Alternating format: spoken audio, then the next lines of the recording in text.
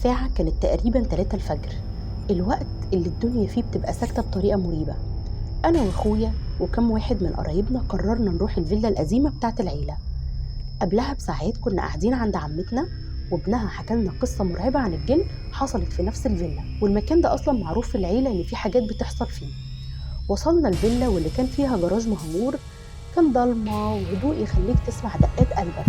وقفنا قدام باب الجراج وبنبص، وفجأة كلنا شفنا نفس الحاجة، شكل باهت زي ظل راجل عجوز عمال بيتحرك ورا الباب. ما كناش شايفينه قوي، بس كان في حاجة هناك.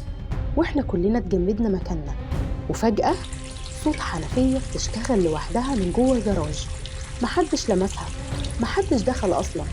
في اللحظة دي بنت خالتي الصغيرة مسكت في إيدي وقالت لي بصوت واطي جدا: أنا شفت راجل، وشه محروق واقف في الضلمة وبيشاور لي. حاولت أضحك وأقول لها إنها بتتخيل، بس قبل ما أكمل كلامي بنت خالتي التانية صرخت صرخة خلت الدم يتجمد في عروقنا. قالت إنها شافت شخص طويل قوي، طول مش طبيعي، ووشه ما كانش بني آدم خالص، وشه أبيض، واقف بين الشجر وبيبص لها. أول ما قالت كده ما فكرناش، بسرعة جرينا لحد ما وصلنا العربية وإحنا بنحاول نستوعب اللي حصل. واخويا اللي كان ساكت طول الوقت بدأ يتكلم وقال إن واحنا بنجري شاف نفس الراجل اللي وشه محروق واقف وبيشاور له. الموضوع ما كانش هزار.